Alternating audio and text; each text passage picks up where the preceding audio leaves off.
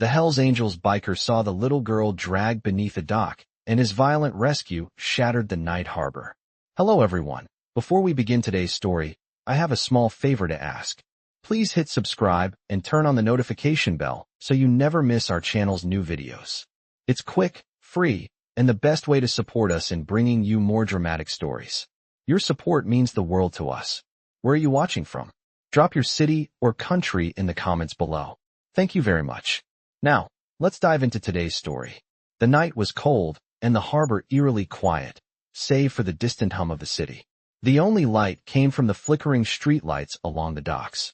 Jake Razor Morrison, a Hells Angels biker, cruised down the deserted road, his Harley-Davidson roaring beneath him, the sound echoing off the nearby water. His leather jacket flapped in the wind, the unmistakable patch of the Hells Angels emblazoned across his back. As he sped along, the air felt heavy, like something was off. He slowed his bike, the wheels crunching over the gravel as he rounded the corner, scanning the dark shadows for any signs of life. That's when he heard it. A faint, desperate cry. At first, it sounded like the wind, but then it came again, louder, more frantic. A voice, small and panicked. Help! Help! Without hesitation, Jake's instincts kicked in. He slammed on the brakes, the bike screeching to a halt. His boots hit the ground with a heavy thud as he jumped off, his eyes darting around the dock. There, near the edge of the water, a small figure was being dragged across the wet wood, struggling against the dark figure looming above her. It was a little girl, no more than 8 years old, her arms flailing as she tried to free herself from the man's grip. Jake's heart raced. He could see the terror in her eyes, and in that moment, everything else faded away. She needed help. She needed saving. Without a second thought, he ran toward her, his heavy boots pounding against the dock, his mind racing with only one thought: get her to safety. The man heard the footsteps and turned, his face twisted in a sneer. But Jake was already there, grabbing the man by the collar and lifting him off the ground.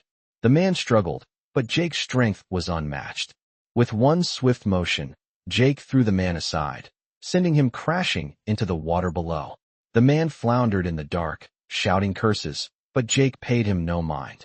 His focus was solely on the girl. He knelt beside her, his large frame blocking out the cold night. It's okay, Jake said, his voice low and steady. You're safe now. The girl looked up at him, tears streaking down her face, her body trembling. She didn't speak at first, just stared at him, unsure of whether to trust him. Jake didn't move. He knew what she needed: time. He extended his hand, waiting for her to take it. She hesitated, but then, slowly, her small hand reached out and grasped his. He gently helped her to her feet, wrapping her in his leather jacket to shield her from the cold. The girl finally spoke, her voice shaky but filled with gratitude. Thank you, she whispered. Jake nodded, his heart still racing, but he couldn't help but feel a sense of relief wash over him. He had done what he had to do. The girl was safe. But as they walked towards the bike, the darkness around them seemed to grow deeper. A noise in the distance caught Jake's attention. It was faint at first, but then he heard it clearly. A car engine revving, its headlights cutting through the darkness. Someone was coming. Someone who wouldn't be happy to see Jake with the girl. And that was only the beginning. I've got a bad feeling about this, Jake thought as he tightened his grip on the girl's hand, urging her forward. The sound of a car engine revving grew louder, closer, its headlights cutting through the night like an unwanted spotlight. His instincts told him they weren't alone anymore. He quickly scanned the dock, his mind racing. The man he'd thrown into the water was no longer a threat, but whoever was in that car might be. He didn't have much time. We need to get out of here, Jake said, his voice low but urgent. He looked at the girl beside him, her face still streaked with tears, her small hand trembling in his. Hold on tight. I'll get you to safety. The girl nodded silently, her wide eyes filled with a mix of fear and confusion. She had been through too much in one night. Jake didn't blame her for being scared, but she had to trust him. It was the only way they were going to make it out of this alive. Jake led her toward his Harley, a sense of urgency pulsing in his chest. The night was getting colder, and with every step they took, the sound of the approaching car seemed to get louder. He could hear tires screeching on the gravel as it pulled into the parking lot just behind them. Jake didn't look back. He wasn't about to give them the satisfaction of knowing he was afraid. He reached his bike, helped the girl onto the back, and revved the engine, the roar of his motorcycle filling the air. The car was just a few yards away now, its headlights glaring straight at them, illuminating the darkness like a spotlight on a stage. "Stay low," Jake instructed, his voice a low growl. He gunned the throttle, feeling the powerful engine surge beneath him as they sped away from the dock. The girl clung to him, her arms wrapped around his waist, but Jake could feel her shaking. He couldn't blame her. He was shaken too. The car followed, its headlights flashing in the mirror, getting closer with each passing second. "Whoever these people are, they're not going to stop," Jake muttered to himself. He had no idea who they were or why they were after the girl, but he knew one thing for sure. They wouldn't stop until they had her. The road ahead was dark, and the wind whipped through his hair, but Jake didn't slow down. He couldn't afford to. The girl's life depended on it. He took a sharp turn, the tires skidding on the wet pavement, but he kept control, his eyes focused on the road ahead. The headlights of the car were now just a blur behind them, but Jake knew they were still there, lurking in the darkness. As they sped through the winding roads, the headlights of the car began to fade into the distance. Jake didn't let his guard down, but a small part of him felt a flicker of hope. Maybe they'd lost them. But just as that thought crossed his mind, he heard the unmistakable sound of a gunshot. The sharp crack of a bullet cutting through the air made his heart skip. A beat. He didn't look back, but he knew it was too close. "Hold on," Jake yelled, leaning into the bike as they sped up, the wind howling in their ears. The road ahead was a blur, and Jake's grip tightened on the handlebars. He had to get them out of there. The girl's life was on the line, and Jake wasn't going to let anyone take her from him. The wind and the noise from the Harley filled his ears, but his mind was focused on one thing: survival. He could feel the girl's body pressed tightly against his, her small form trembling against his back. Her grip on him was tighter now, her fear palpable, but Jake had a feeling she wasn't afraid of him anymore. She trusted him, and that trust was something he wasn't going to betray. Another gunshot rang out, but this time it was closer. The sound was deafening, and Jake's heart raced. He could hear the car behind them, the engine revving louder, the tires screeching against the pavement. They weren't done yet. He glanced in the rearview mirror, just in time to see the glint of headlights. The car was gaining on them again. Jake gritted his teeth, his knuckles white as he gripped the handlebars. "Not today," he muttered. "We're not going down like this." With a burst of speed, he took another sharp turn, the bike screeching as it skidded on the wet road. The headlights of the car were getting dangerously close, and Jake knew they were running out of time. He pushed the bike harder, his heart pounding in his chest. The girl was still holding on to him, but Jake could feel her fear creeping back. She was exhausted, and he could tell that the adrenaline was starting to wear off. But they weren't out of the woods yet. The headlights of the car were too close now, and Jake could hear the engine revving just behind them. Another gunshot echoed in the air, and this time, Jake felt the sting of something hitting his jacket. He didn't have time to worry about that. He needed to get away. He needed to protect the girl. As they sped through the night, the road ahead seemed to stretch on forever, but Jake kept his focus. The only thing that mattered now was getting her to safety. I could feel the weight of the girl's body pressed against mine as we flew down the highway. The roar of the motorcycle was deafening, but I could still hear the faint sound of tires screeching behind us, the car chasing us relentlessly.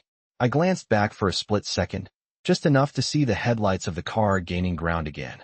The person behind the wheel was determined, but so was I. I wasn't going to let them catch us. Not tonight. Not while she was depending on me. "Hold on tight," I yelled over the roar of the engine, feeling the girl's grip tighten around my waist. Her small body shook with fear, and I could feel her trembling against my back. It wasn't just the cold that made her shiver, it was the terror. She had been through too much already. I wasn't about to let this nightmare end with her getting dragged back into whatever nightmare those people had planned for her.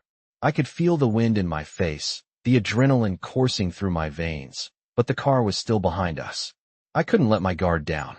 I pushed the bike faster, weaving between the empty lanes, narrowly avoiding a few potholes. The headlights of the car were still there, closing in. But then, out of the corner of my eye, I saw something, an overpass up ahead. I knew the road well.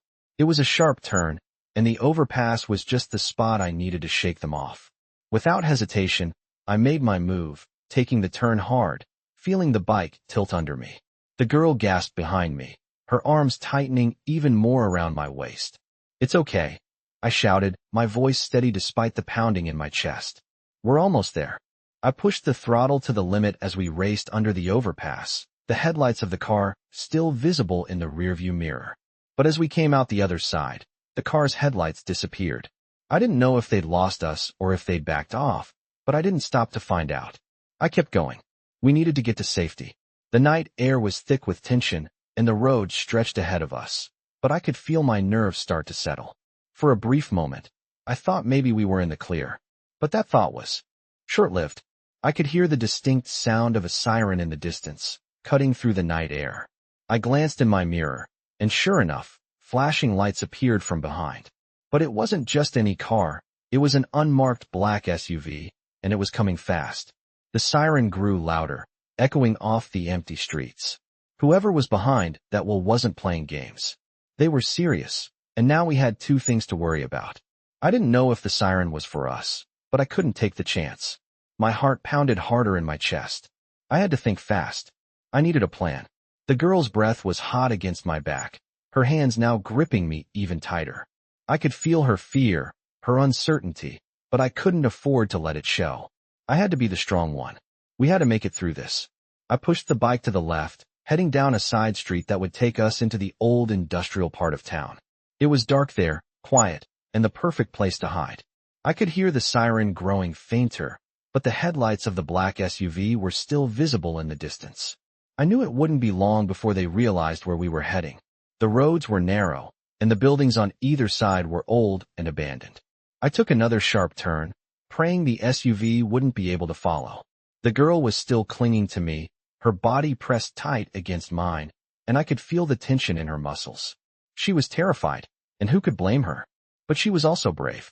She trusted me, and that trust was something I wasn't about to break. As we rode deeper into the industrial area, I took another turn and slowed down. We were out of sight now, and the only thing I could hear was the sound of our breathing and the faint hum of the engine. I felt a brief moment of relief, but I knew it wasn't over. We weren't safe yet. I could still hear the sound of the engine behind us, getting closer. It wasn't the siren anymore. This time, it was a car engine, revving louder as it turned down the same street we had just passed. My grip on the handlebars tightened. They were back on us. It wasn't a coincidence. They had found us again. I knew I had to keep moving, but the streets here were a maze. If I could just make it through a few more turns, I might be able to lose them for good. But that was easier said than done.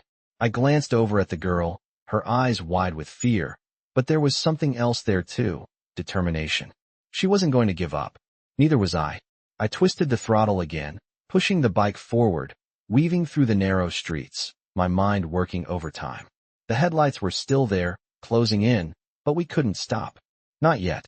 I could feel the weight of the girl's small body still trembling against mine, her hands clutching me with desperate fear as we sped through the dark, winding streets. The engine of my Harley roared beneath us, but the engine of the car chasing us was gaining, its headlights flashing brightly in the mirror. My heart was hammering in my chest, but I couldn't let up. I couldn't stop. Not when she was depending on me. The road ahead was sharp, filled with twists and turns, and every instinct told me to keep moving, to keep the bike steady, to lose them. The girl's grip tightened around my waist. I could feel her fear, feel her trembling. I could only imagine what she had already been through. The moment we had pulled away from the dock, I knew we had made it. Until I heard the car behind us once again. They were persistent. I pushed harder, weaving through the narrow alleyways, the streets becoming more unfamiliar with every turn. I could hear the roar of the car's engine, louder now, closer. It was only a matter of time before they caught up with us. I needed a plan, and fast. My mind raced, but all I could think about was the girl. I glanced over my shoulder again. The headlights of the car were just a few feet behind now. The SUV wasn't giving up. Whoever was in that car wasn't going to let us go without a fight. The girl's breath was hot against my back, her small arms wrapped tightly around me, as if she thought I would leave her behind. The truth was, I wasn't going anywhere. I had made a promise to protect her. As I sped down the road, my eyes caught a glimpse of a long, dark stretch of highway ahead, a road I knew like the back of my hand. It led straight to the old mill at the edge of town, a place that could give us cover, at least for a while. I had to take the chance. I slammed the throttle down harder, feeling the bike lurch forward, the tires screeching as we raced toward the mill. The headlights behind us were still there, too close now, too relentless. I pushed harder, leaning into the bike, and made a sharp right turn into the dirt path that led to the mill. The ground was rough, the gravel bouncing beneath us, but I couldn't afford to slow down. The girl's body was pressed tight against mine, and I could feel the tremors in her body as the wind whipped past us. She was scared, but I could feel her beginning to trust me more with every passing second. We needed to make it to the mill. The headlights of the car followed, but not as quickly now. The terrain was slowing them down, and I could hear their engine roaring, but it wasn't as close as before. The mill was in sight. The crumbling walls of the old building stood tall in the distance, dark and imposing. I had to get us inside. I twisted the throttle again, feeling the bike power through the loose gravel and toward the entrance. The mill was old, abandoned, and it looked like the perfect hiding spot. I needed to get us there before the car caught up. I glanced behind me again. The headlights were still visible, but I had a few moments before they caught up. I rode faster, pushing the bike even harder, my focus solely on the mill ahead. We were so close now. Just a few more seconds. As I reached the entrance of the mill, I braked hard, the tires screeching as I brought the bike to a stop. The girl stumbled off the bike, her legs shaky, and I quickly grabbed her arm to steady her. I couldn't afford to lose her now. The car's headlights were visible in the distance, but they were slowing down, struggling to navigate the rough terrain. We had a moment, maybe just enough time. I pulled her toward the entrance of the mill, my eyes scanning the area for any sign of danger. The mill was dark, the inside lit only by the faint light of the moon that filtered through the broken windows. It smelled of rust and old wood, and the floor creaked beneath our feet as we moved further into the building.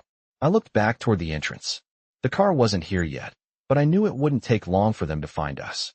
We needed to hide, and we needed to do it fast. I spotted an old storage room in the back, a metal door partially ajar.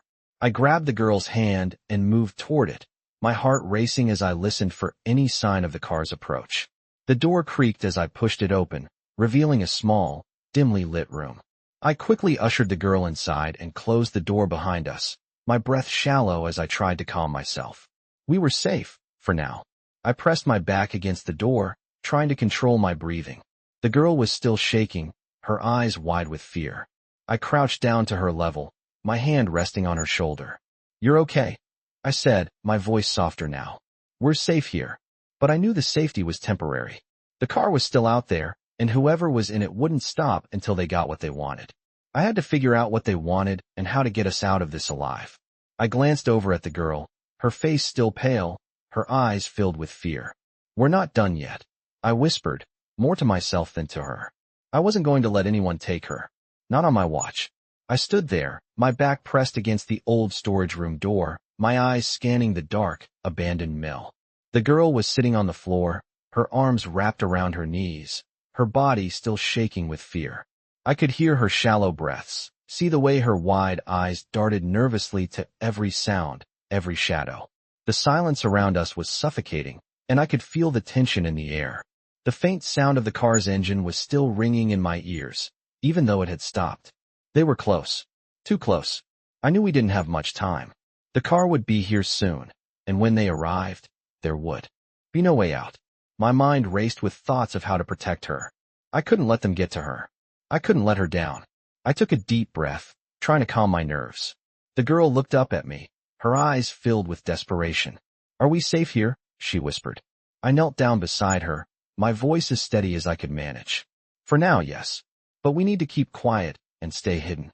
I could see the uncertainty in her eyes, but she nodded slowly, still clinging to the hope that this was all going to end soon. But deep down, I knew it wouldn't. I looked around the small, dimly lit room. There were old boxes stacked against the walls, rusted metal shelves that had long been abandoned. It smelled musty, like decay. Not exactly a safe haven, but it was the best we had for now. I could feel the weight of the situation pressing down on me, the pressure mounting with every passing second. The girl's trust in me was heavy. I had promised to keep her safe, and I wasn't going to fail her. Not like the others had. The sound of footsteps outside the door snapped me out of my thoughts. I held my breath, listening intently. The footsteps stopped, and for a long moment, there was nothing but silence. My heart was pounding in my chest, each beat thudding in my ears. I knew they were out there, waiting. They weren't going to give up. Not after everything. I motioned for the girl to stay quiet. Then slowly, silently, I crept toward the corner of the room. I kept my eyes fixed on the door, listening for any sign of movement. A soft creak from the floorboards outside the room sent a chill down my spine. They were getting closer. I had to act.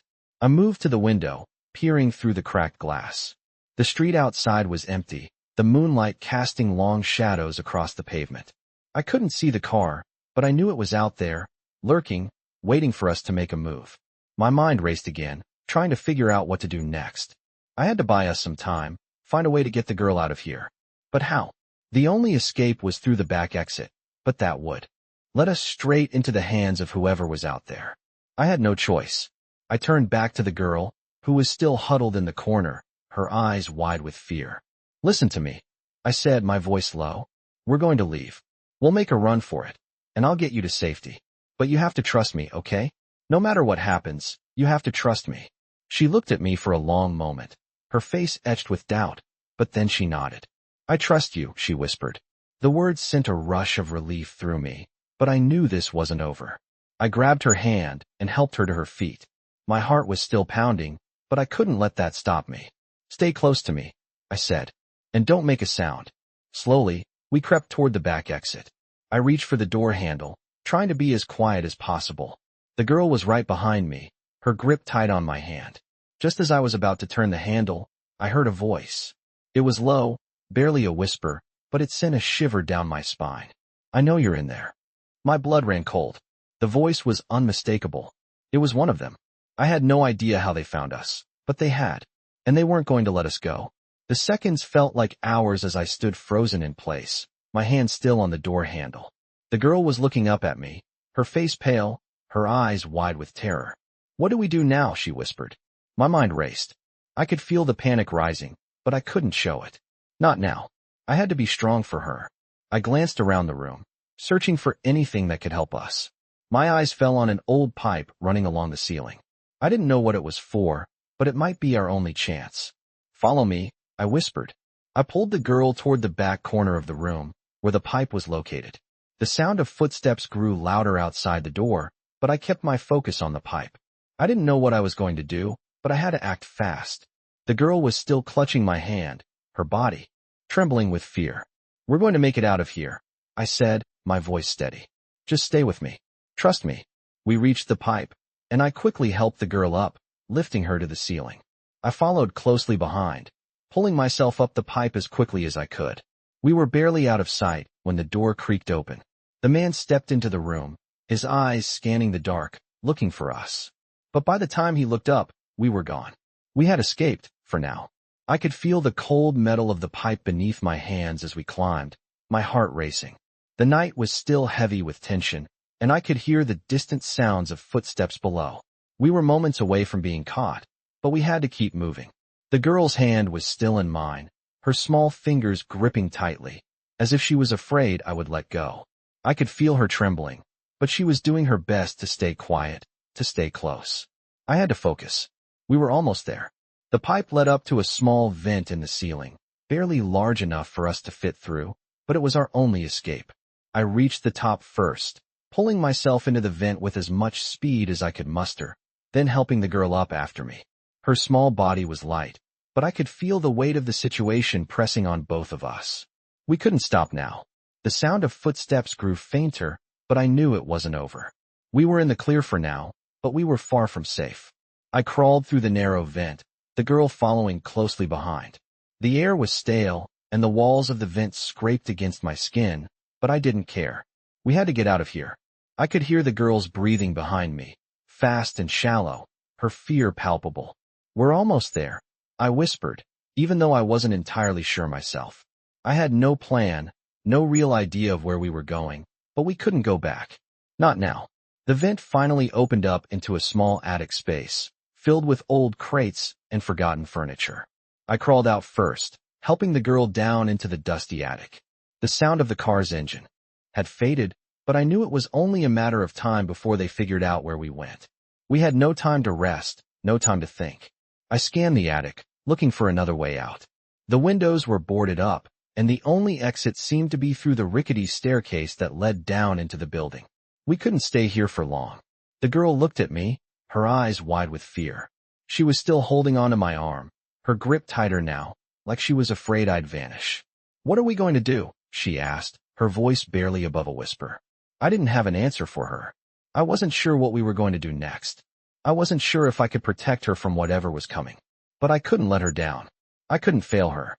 "We just need to keep moving," I said, my voice steady, even though I wasn't sure I believed it myself. I moved toward the stairs, the girl following me closely. I could feel the weight of her fear, but I didn't show it. I couldn't afford to. The stairs creaked beneath our feet as we descended into the building, the darkness around us thick and oppressive. The building smelled old, musty, like it hadn't been touched in years. The silence was deafening, but I couldn't relax. I kept my eyes peeled for any sign of danger. As we reached the bottom of the stairs, I could hear a sound, distant but unmistakable. A car engine. The same engine. They had found us. My heart sank. We didn't have much time. I turned to the girl. "Stay close to me," I said, my voice low and urgent. "We're going to make a run for it." The girl nodded, her eyes still wide with fear, but there was something else there too. A determination, a trust. I wasn't sure where that trust came from, but I wasn't going to let her down. I pushed the door open, the metal creaking on its hinges, and peered out into the night. The car was parked just outside the building, its headlights cutting through the darkness. They were close. Too close. I didn't hesitate. I grabbed the girl's hand and pulled her toward the back exit, away from the car and the danger that was fast approaching. The night air was cold, and the wind whipped past us as we ran, the sound of our footsteps echoing in the silence. We weren't running fast enough. I could hear the engine of the car starting, the headlights blinding in the distance. They were coming. We needed to get out of sight. The alley ahead was narrow, but it led to a street that would take us to safety, or so I hoped.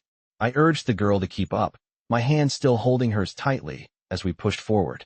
The alley was dark, the buildings towering on either side of us, but it was our only chance. As we reached the end of the alley, I looked back. The car was gaining on us. They weren't far behind. I pulled the girl into a small corner, hiding us behind a pile of old crates. We held our breath, trying to make ourselves as small as possible. The car passed, its headlights illuminating the alley, but it didn't stop. We were safe, for now. But I knew it wasn't over. They would be back. They always came back. I looked down at the girl, her small face still pale, but no longer trembling. She was looking at me, her eyes filled with trust. I knew I couldn't stop now. We had to keep moving. We had to keep surviving. I crouched in the shadows, my breath shallow as I listened to the distant sound of the car's engine fading into the night. We had escaped, at least for now. The girl was still by my side, her small body pressed against the cold wall of the alley, her chest rising and falling with each breath. She was exhausted, and I could feel the weight of the night pressing down on both of us. The adrenaline was wearing off, but the fear in her eyes hadn't gone anywhere. "Are they gone?" she whispered, her voice barely audible. I nodded slowly, my eyes scanning the empty street. "For now," I said, my voice tight. "But we can't stay here." I could feel the weight of the situation, too many close calls, too many narrow escapes. I wasn't sure how much longer we could keep running. But I couldn't stop. Not with her. We had to keep moving. I stood up, pulling her gently by the hand, urging her to follow me through the narrow streets. The city was quiet now, the streets almost deserted except for the occasional car that passed by. It was strange, like the world had frozen, holding its breath, waiting for something to happen. "Where are we going?" she asked, her small voice filled with a mix of fear and curiosity. I glanced down at her, offering her a reassuring smile, even though I didn't feel very reassuring. "Somewhere safe," I said, trying to keep my tone calm. The truth was, I wasn't sure where safe even was anymore. I knew the city well, but I couldn't remember the last time I'd felt safe here. I led her down a few more streets, the night air colder now, biting into my skin. I had no plan, no idea what was coming next. All I knew was that I couldn't stop. We needed to get away, but there was nowhere to hide. Every place I knew was compromised. Every place felt like it was watched. I kept glancing over my shoulder, waiting for the sound of the car's engine to return, waiting for the footsteps to follow us again. "Why do they want me?" she asked suddenly, her voice breaking the silence. I glanced down at her, but she wasn't looking at me. Her gaze was fixed on the ground, her face a mixture of confusion and sadness. I sighed, trying to find the right words. "I don't know," I said, my voice soft. "But I won't let them take you." She looked up at me then, her big eyes filled with a quiet gratitude, and I could see the trust in them. It was a strange thing, trust. I hadn't earned it. Not from her. Not yet. But here we were, together, running from something I couldn't even understand. The girl, the danger, the people chasing us. Everything was a blur. But one thing was clear, I had to keep her safe. That was all that mattered now. As we walked, I began to think about our next move. We couldn't keep running forever. There had to be somewhere we could go, somewhere we could hide. I knew a place, a small old house on the outskirts of town. It had been abandoned for years, but it was the kind of place no one ever thought to look. I'd been there once before, years ago, before everything changed. Before the world had fallen apart. "Come on," I said, pulling the girl's hand gently. "I know a place. It's not far." She nodded, but I could see the uncertainty in her eyes. She was scared, and I didn't blame her. We had been through too much in one night. But we couldn't stop now. The house was close. It was our best chance. We kept moving, slipping through the quiet streets like shadows. The city felt empty, but I knew it was just a matter of time before the car, the people chasing us, found us again. I couldn't shake the feeling that we were being watched. Every turn, every corner, felt like a trap. I kept looking over my shoulder, my heart pounding in my chest. The girl was still close behind me, her footsteps soft but determined. We reached the edge of town, where the houses started to thin out. I could see the dark outline of the old house ahead, tucked behind a cluster of trees. It was small, run down, the kind of place that no one would think twice about. The perfect place to hide. We were almost there when I heard it, the unmistakable sound of a car engine. The hair on the back of my neck stood up. They had found us again. The engine roared, getting closer with every second. I turned to the girl, my face set in a hard expression. "Run," I said, my voice urgent. "Go. Get inside now." Without another word, she took off, her small feet pounding against the ground as she ran toward the house. I followed, but the sound of the car was getting louder, the headlights cutting through the darkness like a predator closing in on its prey. We couldn't outrun them. Not on foot. I reached the house just as the car pulled up behind us, the headlights blinding me. The girl was already inside, looking out the window, her small face pressed against the glass. I reached the door and slammed it shut behind me, locking it as quickly as I could. But the car wasn't going anywhere. The door rattled as someone outside tried to push it open. I could feel my heart racing again. They had us trapped. And this time, there was nowhere left to run. I stood with my back pressed against the door, the sounds of the car outside growing louder. My heart was pounding. In my chest, adrenaline coursing through my veins as I held my breath, listening to the slow, deliberate footsteps that circled the house. The girl was in the next room, her small form trembling as she sat on the floor, clutching the worn fabric of her jacket, her wide eyes staring at me with fear. I could feel the weight of the situation, the looming threat just outside the door, pressing down on both of us. The door rattled again, and I could hear someone pushing against it. I glanced around quickly, looking for something, anything, to use. The room was dimly lit, the only light coming from a crack in the boarded-up window, but I had to stay calm. I had to think. The footsteps grew louder, closer now. I knew whoever was outside would eventually break in. They were determined, relentless. I turned to face the girl, my mind racing. "Listen to me," I said quietly, trying to keep my voice steady. "Stay hidden. Don't make a sound. No matter what happens, don't come out until I say it's safe." She nodded, her face pale but resolute. Her eyes were filled with fear, but there was something else there too, trust. I hadn't realized it until that moment, but she trusted me, and that trust weighed on me more than I cared to admit. I turned back to the door, the rattle of the handle more pronounced now, and I could hear the low mutter of voices. They were talking, planning. They weren't here just to scare us off. They were here to take her, and they wouldn't stop until they did. My hand tightened around the old pipe in the corner of the room. It was all I had, but it was better than nothing. I needed to buy time. The door rattled again, this time harder, and I could hear someone shout, "We know you're in there. Don't make this harder than it needs to be." My jaw clenched. They weren't giving up. I had to act. The wood of the door creaked as the pressure on it increased. I took a deep breath, bracing myself. I had no plan, no backup. It was just me and the girl. I glanced back at her once more, and she gave me a silent nod. She wasn't afraid anymore. She was determined. The rattle of the door stopped for a moment, and I seized the opportunity. I stepped forward, gripping the pipe tightly, and positioned myself just out of sight. I was ready. But then, something unexpected happened. A loud crash from the back of the house. Someone had broken a window. I swore under my breath. They were in. There was no more time to waste. I swung the door open with all my strength, catching the man off guard as he tried to push through. The force of the door slammed into him, sending him stumbling backward, and I was on him in an instant. I swung the pipe with everything I had, the metal connecting with his shoulder with a sickening thud. He grunted in pain, but he didn't back off. He swung at me with a wild fist, but I ducked just in time, feeling the wind rush over my head. I wasn't much of a fighter, but desperation made me stronger. I swung the pipe again, this time connecting with his knee, and he crumpled to the ground with a howl of pain. But I didn't stop. I wasn't going to let him get up. Not while the girl was inside, vulnerable. I swung again, this time catching him across the face. He went down, his body crashing to the floor with a heavy thud. I stood over him, breathing heavily, my body trembling from the effort, but I didn't let myself feel relief just yet. I needed to make sure he wasn't getting back up. I grabbed the man's shirt and yanked him up, shoving him toward the door. "Get out," I growled. He glared at me, his eyes filled with hatred, but he didn't argue. He stumbled backward, glancing at the door as though considering whether he should make a run for it. I stood my ground, my breath coming in ragged gasps. He wasn't getting past me. With one last look, he turned and fled, disappearing into the night. I slammed the door shut and locked it again, my heart still racing. The girl was standing in the other room, her eyes wide as she watched me. I could see the fear still there, but also a flicker of awe.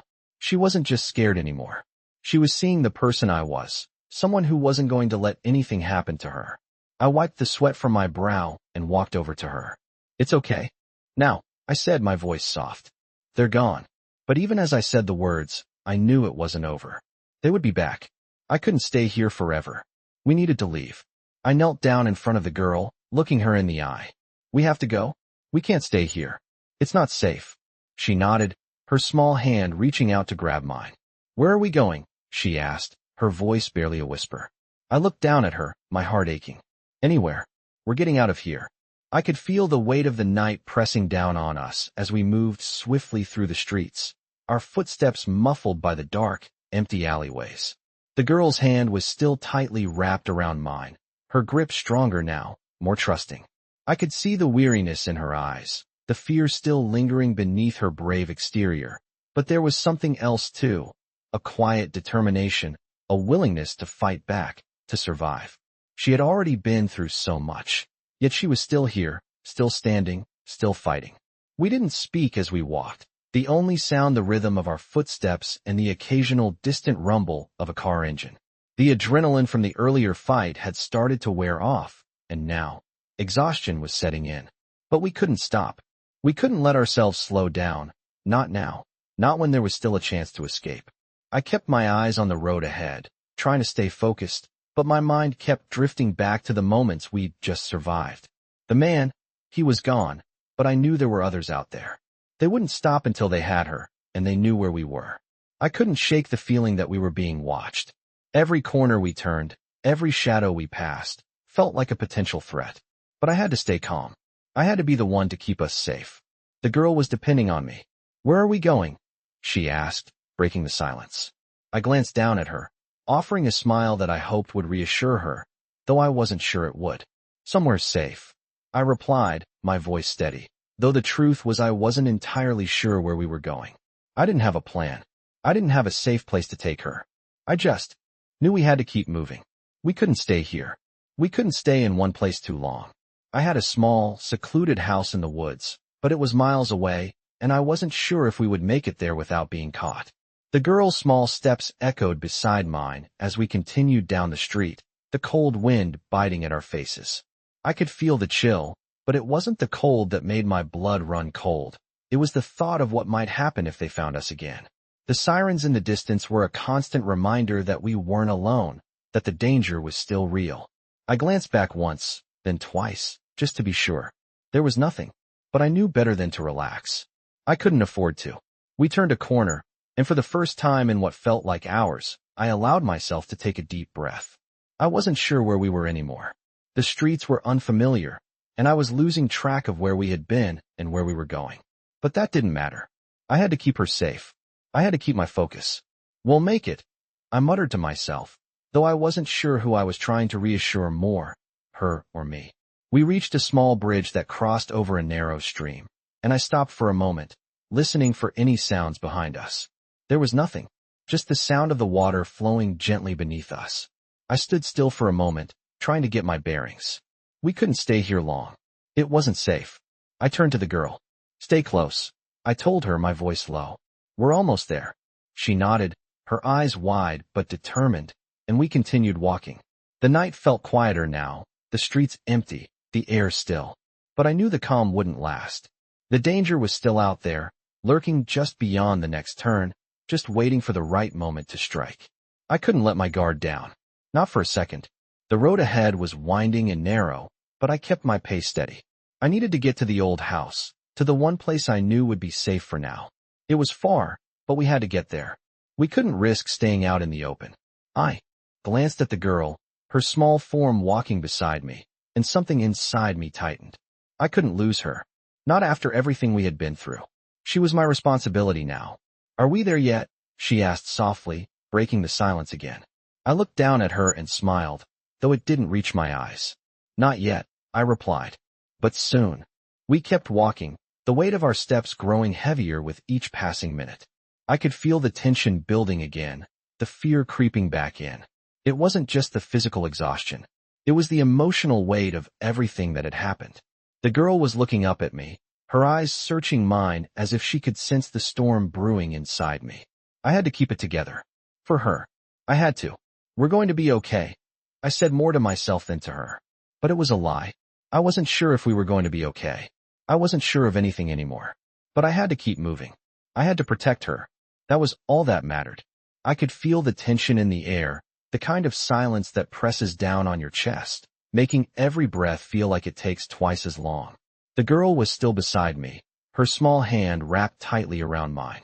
We had been walking for what seemed like forever, and with each passing minute, I could feel the exhaustion creeping into my bones. But there was no stopping. Not now. Not when the danger was still so close behind us. We reached the edge of the woods, and I could see the outline of the old house in the distance, its shape barely visible in the moonlight. It was our only chance for shelter, a place I knew well enough to trust, but even that felt uncertain. The woods were quiet, too quiet. It was like the entire world had gone still, as if holding its breath, waiting for the next thing to happen. "Almost there," I muttered under my breath. The girl didn't answer, but I could feel her clinging to me, her fear palpable. I glanced at her, offering a quick smile, though I knew it did little to ease her worry. She was scared, and I couldn't blame her. After everything, who wouldn't be? But she was still with me, still. Walking beside me, still trusting me. That was all that mattered. The road was rough, the gravel crunching beneath our feet as we made our way through the thick trees. My eyes were scanning the surroundings, alert for any movement, any sign of danger. Every rustle of the leaves, every snap of a twig, made my heart race. We were so close now, but I knew better than to relax. I could feel the adrenaline coursing through me, keeping me sharp. We had to make it to the house before they found us. I kept thinking of the people chasing us. Who were they? What did they want? And how far were they willing to go to get it? I pushed those thoughts aside. I didn't have the luxury of worrying about that right now. All I could think about was getting the girl to safety. We had to keep moving, keep going, no matter what. As we neared the house, the moonlight fell on it, casting long shadows across the cracked porch. The house was old, weathered, the paint peeling off the wood in places, but it was solid. It would have to do. I motioned for the girl to follow me as I stepped onto the porch, the boards creaking under my weight. My hand hovered over the door handle, and I froze for a moment. Something didn't feel right. The silence around us felt unnatural, like we were being watched. I glanced back at the girl, her wide eyes filled with the same unease. "Stay close," I whispered, my voice barely audible. She nodded, her body tense, but she didn't say anything. I pushed the door open slowly, the hinges groaning in protest. The house smelled of dust and neglect, the air thick and musty from years of abandonment. But it was safe, at least for now. I stepped inside, pulling the girl in after me. I shut the door quietly, locking it behind us, and took a moment to listen. The house was quiet, eerily so. The only sounds were the faint creaks of the floorboards under our feet and the soft rustle of the wind outside. We were in the clear, for now. I motioned for the girl to follow me deeper into the house. The living room was filled with old furniture, covered in dust and cobwebs, but it was solid. There was no one else here. The windows were boarded up, and the darkness in the house felt suffocating. I wanted to rest, to catch my breath, but I couldn't. We couldn't stay here long. It wouldn't be long before someone figured out where we were. I walked through the house, checking every room, every corner, making sure there was no one hiding inside. The house had been empty for years, but I had to be sure.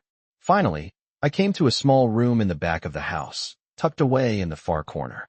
It was dark, but there was enough room for the girl and me to hide. I turned to the girl, my voice soft but firm. "Stay here. Don't make a sound. I'll keep watch." She nodded, her eyes filled with fear but also something else, trust. I stepped out of the room, closing the door quietly behind me, and moved to the front of the house, pressing my back against the wall, listening for any sounds of movement outside. The night felt endless, and the weight of the danger outside was suffocating. I couldn't let my guard down. I couldn't risk it. I stood still, my mind racing. What were they going to do when they found us? Would they give up? Or would they come after us, no matter what? My hand went to the handle of the old hunting knife I kept in my jacket pocket, the cool steel a small comfort in my hand. I wasn't sure if it would be enough, but it was all I had. The girl was counting on me. I couldn't fail her. I took a deep breath and listened again, straining to hear anything at all.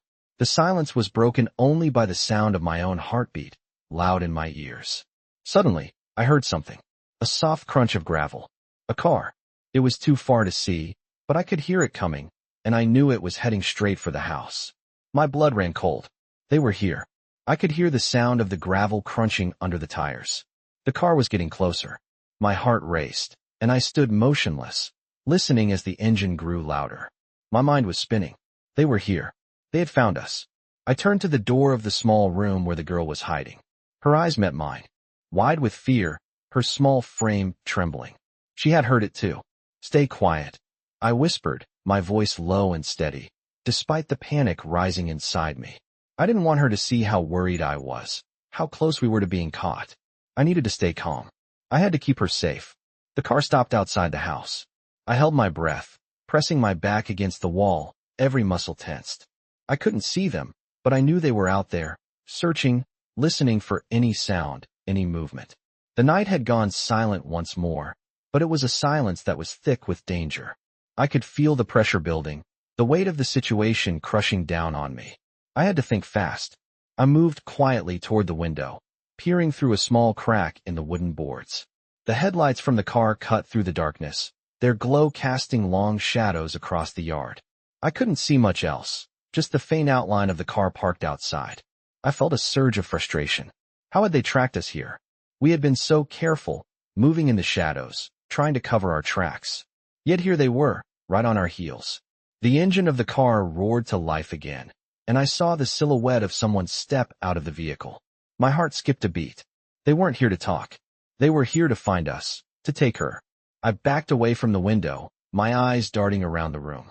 There had to be another way out. The front door was obviously out of the question, and the back window was boarded up too tightly. My mind raced, but there was no clear answer. The footsteps outside were getting closer. They were moving toward the house, methodical, almost casual, as if they knew we were here and it was only a matter of time before we'd be trapped. I motioned for the girl to stay quiet, moving toward the small closet in the back corner of the room. It wasn't much, but it was the only place to hide. She followed me without a word, her eyes wide, her breath shallow. I helped her crouch down inside the cramped space, pulling the door shut as quietly as possible. My heart was pounding in my chest. I had to make sure they didn't find us. I had to buy us some time. I stepped back from the closet, taking another moment to listen. The footsteps were right outside the door now. Whoever was out there was close. I couldn't stay in the closet with her. I had to face whatever was coming. I looked around the room again. There had to be a way to escape. The front door was the obvious choice, but I knew that wouldn't work. They were already outside. I needed a distraction, something to draw their attention away. My eyes fell on an old dresser in the corner of the room, its drawers slightly ajar. I moved toward it, my mind already working out a plan. The dresser was heavy, but I could move it. If I could knock it over, the sound would draw them away from the closet. I had to make it count. I gripped the dresser, moving it slowly at first, careful not to make too much noise. I waited for a moment, holding my breath, listening for any sounds outside the door. The footsteps were still there. I could feel the tension building again. I pushed harder, the dresser tipping slightly. With a grunt, I shoved it over, the heavy wood crashing to the ground with a loud bang. The sound echoed through the house, followed by the sound of something else, footsteps running toward the noise. I wasted no time. I grabbed the closet door and threw it open. "Come on," I whispered urgently to the girl. "We have to move, now." She nodded, her eyes still wide with fear, but she didn't hesitate. She followed me as we moved quickly through the house, the crash from the dresser still ringing in my ears. We made it to the back door, and I didn't look back. We didn't have time. The sound of footsteps was growing closer again, but we were already halfway out the door. We ran, keeping low to the ground, not daring to make a sound. The woods were our only hope now. We had to make it to the trees, where we could hide. The girl was still holding on to me tightly, her steps quick and light as we moved through the dark yard. The moonlight cast long shadows across the ground, and every step felt like it might be our last. I pushed forward, moving faster, knowing that if we didn't get far enough into the woods, we would never make it out. Behind us, the sound of the car's engine roared to life once more. They were coming for us. But we couldn't stop. We had to keep running. We had no choice. I could hear the thrum of the car engine growing louder, the tires grinding against the gravel road behind us as we sprinted deeper into the woods. The sound of the pursuit was a constant reminder that we were not safe. Every step I took was a gamble, a desperate attempt to outrun whatever was chasing us. The girl was still with me, her small feet pounding against the earth, her breath coming in short bursts as she struggled to keep up. I glanced over at her, her face pale and tight with fear. She was exhausted, but she wasn't slowing down. She was stronger than I had realized, pushing forward with a determination I hadn't expected. I reached for her hand, squeezing it tightly as we moved through the dark underbrush. "Keep going," I urged, my voice low but firm. "We can't stop now." She nodded without a word, her grip on my hand tightening. We had to keep moving. The trees around us blurred into a dark, impenetrable wall as we ran, but I knew the woods well enough to find my way. There was a small stream ahead, a narrow one, but it would be enough to hide our tracks. The sound of the engine was still behind us, but the trees were dense enough to block their view. We just needed to reach the stream. I could feel the girl's body trembling beside me, and I could tell that she was struggling to keep up. Her fear was contagious, and I felt the weight of it pressing down on me as well. But I couldn't stop. I had to keep pushing forward. We were almost there. The stream was just ahead. I could hear the gentle rush of the water, and I felt a small sense of relief. We would be able to hide for a moment, at least. But the car was still behind us, and I knew we didn't have much time. The headlights flickered through the trees, too close, too loud. I could feel the girl's hand trembling in mine as we reached the stream. I didn't stop, not even to catch my breath. I pulled her toward the water, trying to move quickly but quietly, my heart pounding in my chest. "Stay low," I whispered, my voice harsh with urgency. The water was cold as it splashed against my boots, but we had no time to worry about that. We had to stay hidden. I led the girl through the shallow water, moving quickly but carefully, making sure our footsteps didn't echo too loudly in the night. The car was getting closer, and I could feel the tension building again, my muscles tight, my senses alert. I glanced over my shoulder just in time to see the headlights break through the trees, their bright beams slicing through the darkness. They were coming for us. I couldn't see them, but I could hear the engine roar, getting louder with each passing second. I tightened my grip on the girl's hand, pulling her further into the stream, away from the road. The water was waist deep now, and I had to pull her along faster, but I didn't dare make a sound. The headlights were still visible, cutting through the night like a knife. The sound of the engine was deafening, and I knew they were almost upon us. I turned to the girl, urgency in my voice. "Stay here," I told her, my hand pressing her down into the water. "Don't move, no matter what." She nodded, her wide eyes reflecting the fear I could feel deep inside. But she trusted me. She had to. I could see the headlights now, just beyond the trees. They were getting closer, moving fast. The car was nearly on top of us. I had to do something. I had to buy us more time. I stood up, slowly, trying to keep my movements as quiet as possible. My heart was racing. I could feel the weight of the situation bearing down on me, but I couldn't let fear stop me. I couldn't let the girl see that I was afraid. I stepped back from the water, trying to keep myself out of sight. The car was just about to pass, its engine rumbling loudly. I crouched low, watching the headlights, waiting for the perfect moment. As the car came closer, I sprinted toward the trees, my legs burning with the effort, but I couldn't afford to slow down. The girl had to be safe. I heard the car's tires screech as it skidded to a halt, the engine dying down, but I kept moving, ducking behind the thick trunks of the trees. The car was close now, but I was hidden, concealed by the shadows. I could see them through the gap between the trees, but they couldn't see me. The car doors opened, and I held my breath, praying they wouldn't come this way. I watched as the men stepped out of the car, scanning the area. They were searching, but I was hidden, just out of sight. The girl was still in the water, quiet, still, and I could see her, huddled low, her eyes fixed on me, her body trembling in fear. The men were getting closer. I could feel the tension building again, and I held my breath, praying they wouldn't find us. The footsteps were heavy, purposeful, and I could hear the men talking, their voices low and angry. They weren't giving up. I had to stay hidden. I couldn't let them see us. I couldn't let them take her. The men were getting closer, their footsteps loud in the night, crunching on the leaves and dirt beneath them. I held my breath, barely daring to move, hidden behind the thick trunks of the trees. The car was still parked nearby, its headlights dimming in the distance as the men spread out, searching for any sign of us. I could feel the girl's eyes on me, wide with fear, but she stayed silent, her small body trembling with the tension of the moment. The men were just a few yards away now. They were getting closer, and there was no way to escape without being seen. I pressed myself against the tree, hoping they wouldn't look in our direction. The silence stretched on, each second feeling like an eternity. They were still moving, getting closer, but they weren't here yet. I had to make a choice. They were on the hunt, and I couldn't let them find the girl. I had to get them away from her. I turned, motioning for the girl to stay low. She was watching me, waiting for direction, and I nodded at her, signaling for her to stay quiet and follow my lead. My heart pounded in my chest as I silently moved back into the shadows, my eyes never leaving. The men, who were still scanning the area. I had a plan. I wasn't sure it would work, but I had to try.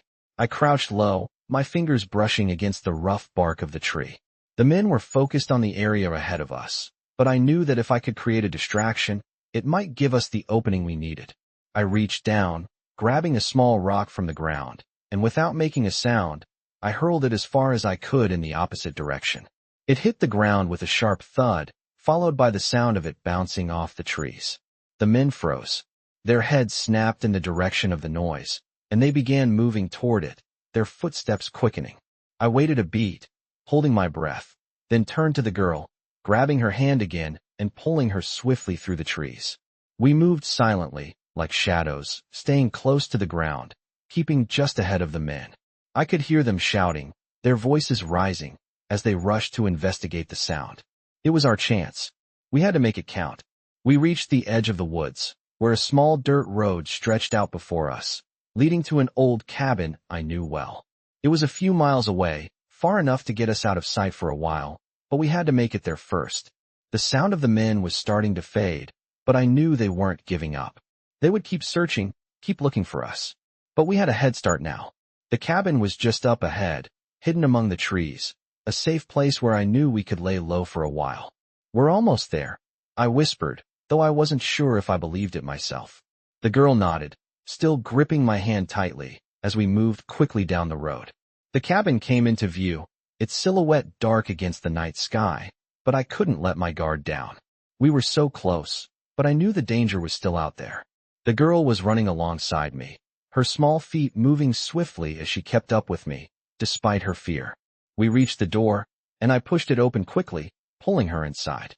The cabin was dark and quiet, but it felt safer than anything we had been through in the last few hours.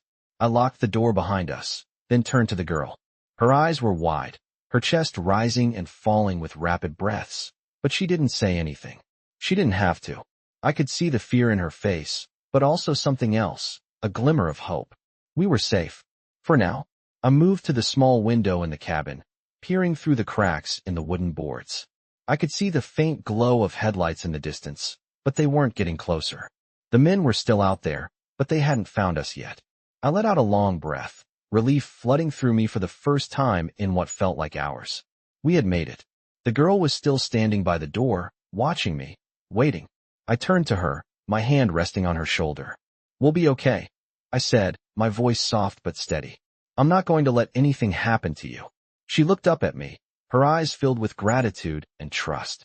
It was all I needed to see. I wasn't going to fail her. Not now. Not ever.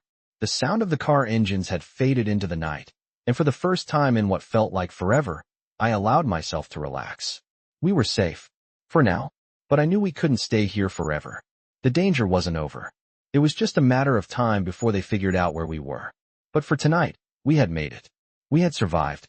Experienced the gripping intensity of true Hell Angel stories in this thrilling tale of survival and danger. Follow a brave biker as he races against time to protect a young girl from ruthless pursuers.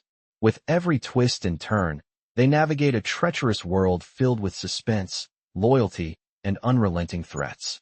As the biker faces challenges, from violent encounters to narrow escapes, the girl's trust in him grows, shaping their bond in the most unexpected ways. This Hell Angel story highlights the gritty realities of the biker world, offering a raw and unfiltered look into the risks faced by those who live life on the edge. As the night unfolds, both the biker and the girl fight to survive, hiding in the shadows and evading capture. But with each step, the danger intensifies and the stakes get higher. Will they escape their relentless pursuers, or will they fall victim to the shadows? Discover what happens when two worlds collide in this epic tale that explores trust, survival, and loyalty like no other. Get ready to immerse yourself in Hell Angel stories that will leave you on the edge of your seat, wondering what happens next. This is more than just a story. It's a battle for survival, a race against time where every choice matters and every moment counts. Stay tuned for the ultimate resolution in this unforgettable Hell Angel story that will have you eagerly awaiting the next chapter.